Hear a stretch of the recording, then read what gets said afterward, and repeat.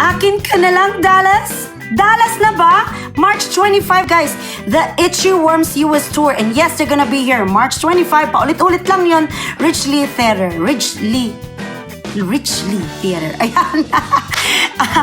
March 25 from 3 p.m. to 10:30. It's going to be a star-packed show. Nandun po sila si Robin Rivera and sila Boy Rose and some local artists here in Dallas, including myself. I'll be there and I'll be doing a front act for this show. And I'm very excited kasi paborito ko yung Akin Ka Na Lang.